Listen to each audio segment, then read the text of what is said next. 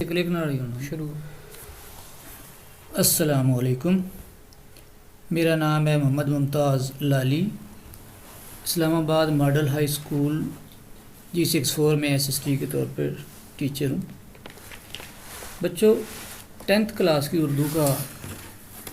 آج سبق ہے فاطمہ بنت عبداللہ۔ اگر کتاب آپ کے سامنے ہو یا یہ ویڈیو آپ کے سامنے ہے تو اس میں سب سے پہلے لکھا ہوا ہے، نظم کا عنوان جو ہے اس کے نیچے پڑھیں اگر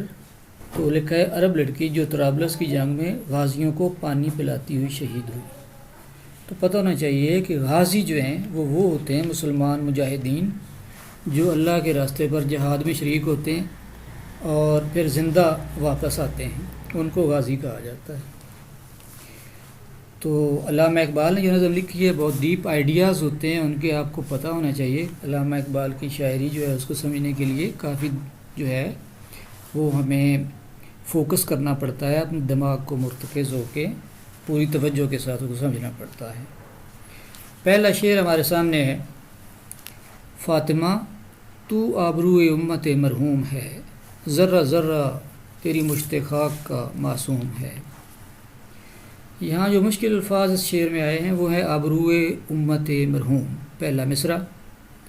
اس کا مطلب ہے کہ وہ امت جس پر رحم کیا گیا اس کو مرحوم کہتے ہیں، اور آبروئے امت کا مطلب ہے امت کی عزت، امت کی آبرو۔ فاطمہ کو مخاطب کر کے شاعر یہ کہتے ہیں کہ اے فاطمہ، تو اس امت کی جس امت پر اللہ تعالیٰ نے رحم کیا، آپ نے محبوب، سب سے زیادہ محبوب پیغمبر اور نبی کو اس امت کا امام بنا کے بھیجا، راہبر بنا کے بھیجا، اس کی تو بھی ایک رکن ہے۔ تو یہ ہمارے لیے، ہماری پوری مسلمان قوم کے لیے تو عزت کا مقام رکھتی ہے، تو پوری قوم کی عزت ہے، کیونکہ جس طرح تو نے جہاد میں حصہ لیا اور غازیوں کی شانہ بشانہ تو نے پورا اپنی تن من دھن سے اس میں اپنی قربانی پیش کی، تو یہ اس سے بڑی عزت اور کیا ہو سکتی ہے۔ دوسرا مصرع ہے، اس پر اگر آپ توجہ دیں تو لکھا ہے، ذرہ ذرہ تیری مشت خاک کا معصوم ہے۔ اس میں بھی شاعر نے فاطمہ کو یہ مخاطب کرتے ہوئے یہ لکھا ہے کہ جس مٹی سے اللہ تعالیٰ نے تجھے بنایا، ہم سب کو پتہ ہے حضرت آدم اور ان کی اولاد ہم سب مٹی سے بنے ہیں، تو شاعر یہ کہہ رہا ہے کہ فاطمہ جس مٹی سے اللہ تعالیٰ نے تجھے بنایا ہے، یا جس مٹی میں تو جا کے دفن ہوئی ہے، تیری تربت، تیری قبر بنی ہے، اس تمام مٹی کا ایک ایک ذرہ جو ہے وہ جس طرح معصوم ہوتا ہے کوئی چیز، جب پیدا ہوتا ہے کوئی بندہ اور بے گناہ اور نیک اور پاک ہوتا ہے، تو اس طرح سے ہے اس مٹی کی بھی قدر اللہ کی نظر میں اور ہم سب کی نظر میں۔ اس کے بعد ہمارے پاس دوسرا شعر ہے۔ دوسرا شعر جو ہے آپ کے سامنے ہے کہ یہ سعادت حور صحرائی تیری قسمت میں تھی، غازیان دین کی سکائی تیری قسمت میں تھی۔ یہ سعادت، اس سے مراد ہے کہ یہ عزت، اور حور صحرائی کا مطلب ہے صحراؤں میں رہنے والی حور۔ تو گویا فاطمہ کو شاعر نے حور صحرائی کہا ہے، یعنی صحراؤں کی حور۔ آپ کو پتہ ہے عرب ممالک اور طرابلس یہ جو ہیں صحراؤں میں واقع ہے سرزمین، اسی لیے شاعر کہہ رہا ہے کہ جس سرزمین سے تو تعلق رکھتی ہے تو وہاں سے تیرے جیسی ایک لڑکی اٹھی اور اس نے اسلام کا نام اور اللہ کے رسول کے نام پر اتنی بڑی قربانی پیش کی، تو یہ سعادت، یہ قسمت، یہ صرف تیرے ہی نصیب میں تھی، اور اللہ تعالیٰ نے یہ کتنا بڑا انعام دیا تجھے کہ تو اس جنگ میں شریک ہوئی۔ غازیان دین کی سکائی تیری قسمت میں تھی۔ غازیان دین سے مراد دین کی راہ میں، اللہ کی راہ میں لڑنے والے وہ مسلمان مجاہدین جو شہید نہیں ہوئے، جو زندہ ہیں، اور ان کو تو نے پانی پلایا۔ سکائی سے مراد مشکل لفظ ہے تھوڑا سا، اس میں مراد ہے پانی پلانے کی خدمت۔ سکا ہوتا ہے جو پانی بھر کے لے آتا ہے، اور سکائی اس عمل کا نام ہے جو پانی بھر کے اور دوسروں کو پلانے کے لیے پیش کرتے ہیں۔ تو یہ عمل شاعر کہہ رہا ہے کہ غازیان دین جو اللہ کے راستے پر جہاد میں مصروف رہے، اس جنگ میں جنہوں نے حصہ لیا، ان کو تو نے پانی پلایا، تو یہ ایک انتہائی خوش قسمتی ہے کہ اللہ کے راستے پر اللہ کے بندوں کا، اللہ کے پیاروں کا اس طرح سے ان کی خدمت کرنا اور ان کا خیال رکھنا، تو یہ تیری خوش قسمتی ہے، ناز ہے ہمیں اس پر، اور ہم بھی دعا کرتے ہیں کہ اللہ تعالی ہم سے بھی کوئی ایسا ہی کام لے۔ اس سے آگے جو شعر ہے بچوں، یہ ہے، یہ جہاد اللہ کے راستے میں بے تیغ و سفر ہے، جسارت آفرین شوق شہادت کس قدر۔ تو بچوں اس شعر میں شاعر نے یہ کہا کہ فاطمہ تو اللہ کے راستے پر نکلی، اللہ کے راستے میں لڑی، اور نہ تیرے پاس تلوار ہے اور نہ تیرے پاس ڈھال ہے۔ چونکہ پانی پلانے کا کام جو ہے وہ فاطمہ بنت عبداللہ کے ذمے تھا، تو اس لیے شاعر کہہ رہا ہے کہ جہاد تو نے بے تیغ و سفر کیا ہے، اور تیرا یہ کام، تیرا یہ شوق، یہ شہادت، شہید ہو جانے کا شوق اور یہ شہادت حاصل کرنے کی تمنا، یہ جو ہے یہ ہم سب کا اور تمام ان لوگوں کا جو تیرے ساتھ جنگ میں شریک تھے، حوصلہ بڑھاتی ہے، جسارت آفرین جرأت بڑھاتی ہے، حوصلہ بڑھاتی ہے، اور ہم سب کو شہادت، شوق شہادت جو ہے اس کے لیے تیار کرتی ہے، آمادہ کرتی ہے۔ تو یہ تیری ہی وجہ سے ہے کہ ایک لڑکی ہو کہ تو نے جو اتنی بڑی خدمت انجام دی، تو یہ تمام مردوں کے لیے بھی ایک غیرت کا مقام ہے، اور ان کو بھی جہاد کرنے اور اللہ کے راستے پر کوشش اور قربانی کرنے پر مجبور کرتی ہے۔ اگلا شعر بچوں نیکسٹ جو ہے وہ ہے، یہ کلی بھی اس گلستان خزاں منظر میں تھی، ایسی چنگاری بھی یا رب اپنی خاکستر میں تھی۔ یہ شعر انتہائی اہم ہے بچوں، امتحانی نقطہ نگاہ سے بھی میں نے کئی دفعہ پیپرز دیکھے تو ان میں یہ شعر جو ہے اکثر آتا ہے، اور اس میں بچے جو ہے نا وہ چنگاری سے کچھ اور ہی مراد لیتے ہیں۔ تو یہاں آپ کو ذرا یہ غور سے سننا ہے، اس کا کیا مطلب ہے، تو سمجھنے کے لیے توجہ کریں گے۔ یہ کلی بھی اس گلستان خزاں منظر میں تھی۔ کلی اس شعر میں شاعر نے فاطمہ کے کہا ہے، گویا استعارہ استعمال کیا ہے، اور فاطمہ کی بجائے یا اسے مخاطب کرنے کی بجائے ڈائریکٹ فاطمہ کو کلی کہا ہے، یعنی فاطمہ جیسی ایک نوجوان بچی جو کہ گلستان خزاں منظر میں تھی۔ اس سے مراد کیا ہے؟ اس سے مراد یہ ہے کہ ہماری مسلمان قوم جو کہ زوال پذیر تھی ایک طرح سے، اور اپنا مقام جو ہمارا گزشتہ مقام ہے، عظمت رفتہ جو ہے اس کو جو ہم کھو چکے تھے، تو اس کی طرف اشارہ ہے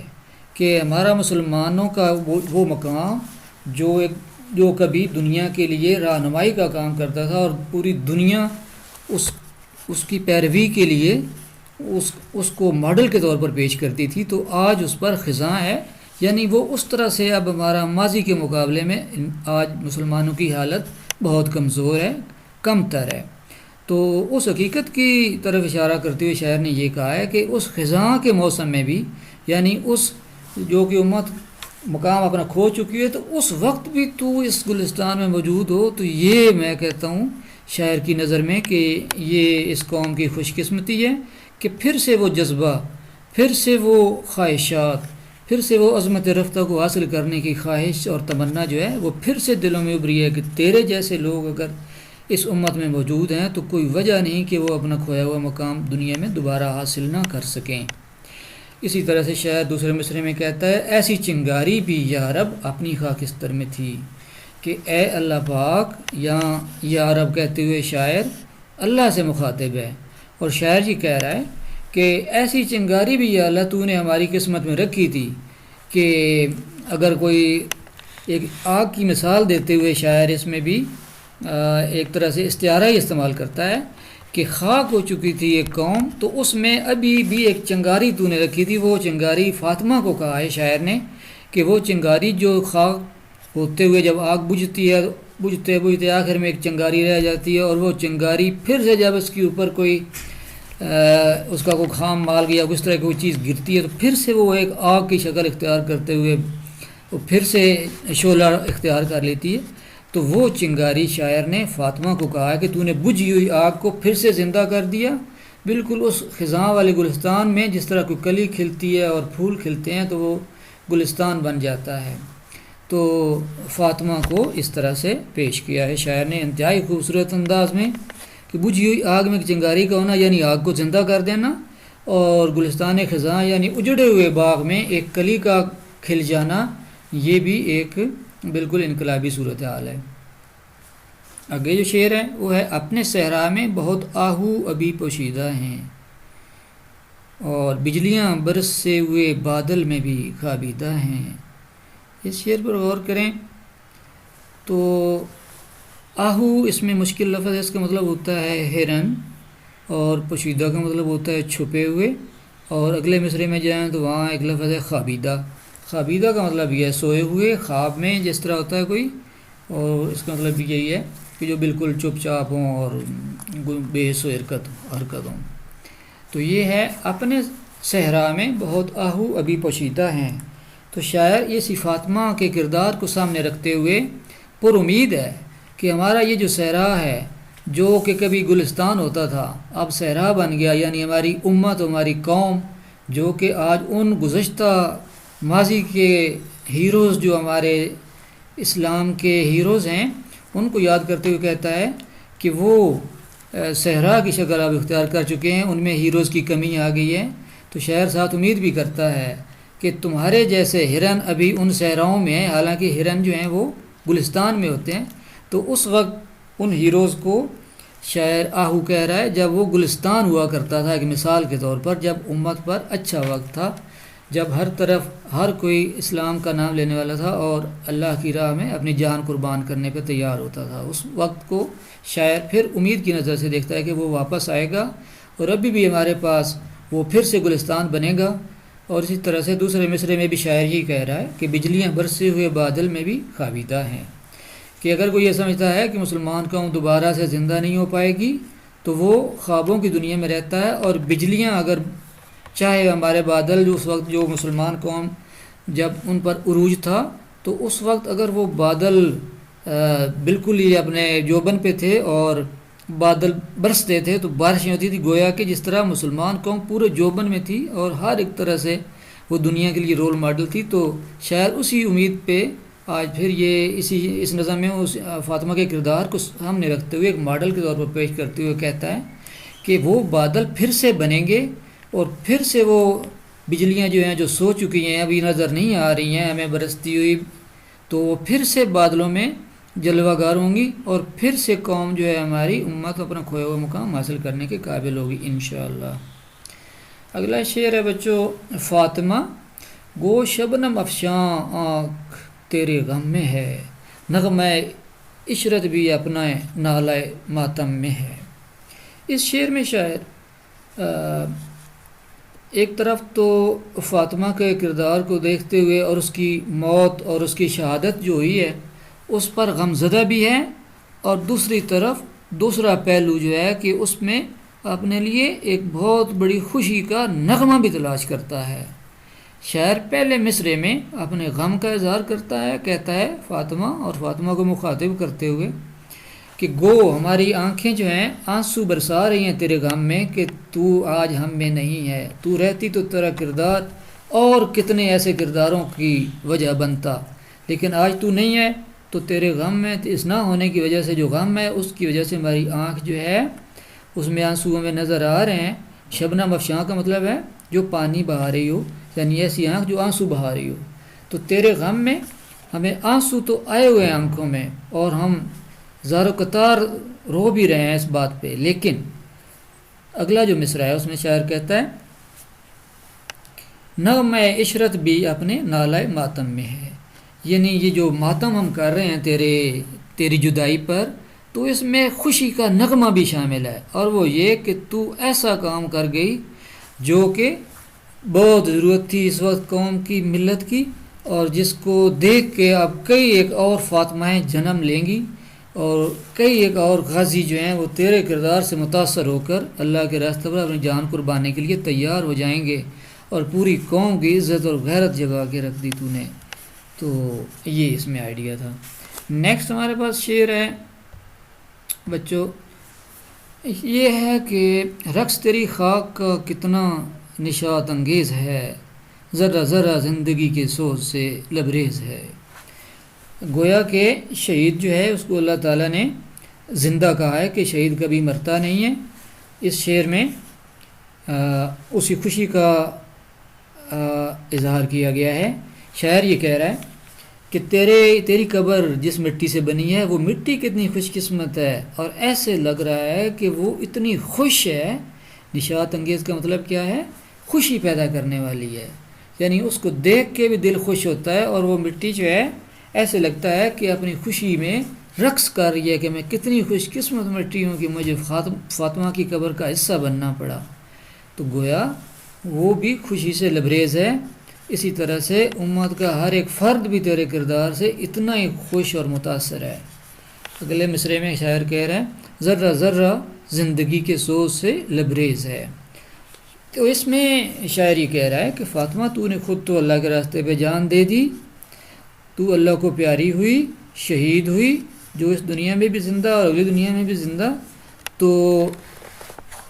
ساتھ ہی یار یہ کہہ رہا ہے کہ تو نے اس دنیا میں رہنے والے باقی مسلمانوں کی زندگی کو زندگی سے بھر دیا ہے۔ گویا انہوں نے زندہ رہنے کے لیے اپنے اندر ایک جو جذبہ اور جو ایک ضروری ہوتا ہے زندہ قوموں کا، ایک جو خاصہ ہوتا ہے کہ وہ ہر ایک چیز سے سبق سیکھتی ہیں، تو انہوں نے آپ کی زندگی سے سبق سیکھا ہے کہ ہمیں زندہ رہنا ہے، اور زندہ کیسے رہنا ہے؟ زندہ رہنا ہے ہمیں بہادر بن کے، اور اپنا کھویا ہوا مقام حاصل کرنے کے لیے ہم نے ہر ایک قربانی دینے کے لیے تیار رہنا ہے۔ اگلا شعر ہے بچوں، ہے کوئی ہنگامہ تیری تربت خاموش میں، پل رہی ہے ایک قوم تازہ اس آغوش میں۔ تو شاعر یہ کہہ رہا ہے کہ فاطمہ سے ہی مخاطب ہے۔ جب تیری یا تیرا یا تیرے یا تم یہ لفظ آئے کسی بھی شعر میں بچوں، تو اس میں شاعر کسی نہ کسی کو مخاطب کرتا ہے۔ تو اس نظم میں شاعر نے فاطمہ کو مخاطب کر کے ایک دفعہ پھر یہ بات کی ہے کہ ہے کوئی ہنگامہ تیری تربت خاموش میں، کہ قبر بظاہر خاموش ہوتی ہے، لیکن اگر اس کو دل کی آنکھ سے دیکھا جائے اور سوچ کے دل سے گہرائی سے اگر اس پر غور کیا جائے، آنکھیں بند کر کے دیکھا جائے، تو یہ پتہ چلتا ہے کہ فاطمہ کی وجہ سے کتنا ہنگامہ اور کتنی رونق ہوگی وہاں قبر میں۔ اللہ نے جو اعلیٰ مقام عطا کیا ہے فاطمہ کو شہادت کا رتبہ دے کر، تو وہ کتنا ہنگامہ خیز ہوگا۔ اور دنیا میں بھی جو ہنگامہ برپا ہے کہ فاطمہ جیسی لڑکی نے کتنی بہادری دکھائی، تو باقی مردوں کو تو اس سے بھی بڑھ کے دکھانی ہے۔ تو یہ ہر طرف تیری ذات کی وجہ سے اور تیری اس قربانی کی وجہ سے ہنگامہ برپا ہے۔ پل رہی ہے ایک قوم تازہ اس آغوش میں، اور جو بھی اس قبر کو آ کے دیکھتا ہے فاطمہ، تو فکر نہ کر کہ تو دنیا سے چلی گئی، اور تیرا یہ جانا جو ہے وہ اور ایک کتنے ہی لوگوں کو جذبہ عطا کر رہا ہے تیری طرح کا۔ تو پوری قوم ایک تیار ہو رہی ہے گویا کہ تیری اس قبر کی وجہ سے، اور تو جیسے اپنی آغوش میں پوری قوم کو پال رہی ہو، ایسے لگتا ہے تیرے کردار اور تیرے جو تو نے جنگ میں حصہ لیا، تو اس سے یہ لگتا ہے، اور اس سے یہ بالکل سبق یہی ملتا ہے۔ بچوں اس سے آگے جو شعر ہے وہ ہمارا آئی تھنک کہ سیکنڈ لاسٹ شعر بھی ہے کہ تازہ انجم کا فضائے آسماں میں ہے ظہور، دیدہ انسان سے نامحرم ہے جن کی موج نور۔ اب اس میں جو مشکل الفاظ ہیں بچوں وہ ہے، ایک انجم اس کا معنی ستارہ ہے، اور فضائے آسمان کا مطلب آسمان کی فضا ہے، اور ظہور کا معنی ہوتا ہے ظاہر ہونا، اور دیدہ انسان کا مطلب ہے انسان کی آنکھ، اور نامحرم کا مطلب ہے نا آشنا، اور موج نور کا مطلب ہے نور کی لہر، نور کی موج۔ تو اب اس شعر میں شاعر یہ کہہ رہے ہیں کہ اب کوئی نیا ستارہ اسی طرح سے چمکے گا جس طرح سے فاطمہ ایک ستارہ کی مانند رونما ہوئی، اور اس نے ظہور جو ہے اپنا دکھایا، ظاہر ہوئی اس دنیا میں، اور اپنے کردار سے، اپنے اس شہادت سے پوری اسلامی دنیا کے اندر ایک نور کی طرح کی فضا پیدا کی کہ سب کو روشنی جہاں سے ملی، اور ان کو صحیح راستہ چننے میں اور اللہ کے راستے میں چلنے اور اللہ کے راستے پر اپنی جان دینے کا سبق حاصل ہوا۔ تو ساتھ شاعر یہ کہہ رہا ہے کہ آسمان میں یہ ستارہ جو رونما ہوا ہے تو یعنی فاطمہ کی صورت میں، تو دیدہ انسان سے نامحرم ہے جن کی موج نور. یعنی انسان اگرچہ وہ نور اس طرح سے اپنی آنکھ سے تو نہیں دیکھ سکتا اور اس سے وہ ناشنا ہے، لیکن یہ ایک حقیقت ہے کہ تیرے دم کی وجہ سے اور کوئی نہ کوئی ستارہ ضرور آسمان پر اس طرح سے ستارہ ظاہر کرے گا، تو چاہے انسان اس کو دیکھ سکے یا نہ دیکھ سکے، لیکن وہ نور کی لہریں ضرور اس دنیا میں رونما ہوں گی، اور فضا آسمان کی جو فضا ہے وہ اس سے پر نور ضرور ہوگی. آخر میں بچوں اس میں شعر ہے کہ جن کی تابانی میں انداز کہن بھی نو بھی ہے اور تیرے کوکب تقدیر کا پرتو بھی ہے. اب اس آخری شعر میں شاعر نے یہ کہا ہے کہ وہ جو ستارے رونما ہوں گے تیرے اس کردار سے متاثر ہو کر، تو وہ ایک تو وہ پرانا زمانہ جس زمانے میں تو نے شہادت پائی اس کے انداز، یعنی اس وقت جو جذبہ اور جو انداز تھے وہ بھی ان کو انہوں نے سیکھے ہوئے ہیں، تیرے کردار سے سیکھے، اور ماضی کے انداز جتنے بھی جنگوں کے تھے یا کسی بھی صورت میں، تو وہ تو ان کے پاس ہیں ہی، لیکن وہ اب نئے زمانے کے جو تقاضے ہیں ان سے بھی آہنگ ہوں گے. تو گویا اب جو نئے لوگ آئیں گے ستارے جن کو شاعر نے کہا ہے، تو ان کی تابانی جو ہے، ان کی جو روشنی ہے، اس میں پرانا انداز بھی ہوگا اور نیا انداز بھی ہوگا. اور تیرے کوکب تقدیر کا پرتو، اور اس کا کیا مطلب ہوا کہ کوکب تقدیر کا مطلب ہے تقدیر یا مقدر کا ستارہ، یعنی جس طرح فاطمہ تیرے مقدر کا ستارہ تھا اور اللہ تعالیٰ نے تیرا مقام اتنا بلند کیا شہادت دے کر، تو اس کا سایہ بھی ان پر پڑے گا انشاءاللہ، اور اس کی روشنی میں ہی وہ اپنے راستے کا تعین کریں گے اور اللہ تعالیٰ کے بتائے ہوئے راستے اور جہاد پر چلیں گے انشاءاللہ. تو بچوں یہ میں نے آپ کو ایکسپلین کی ہیں تمام اشعار، غور سے سننا.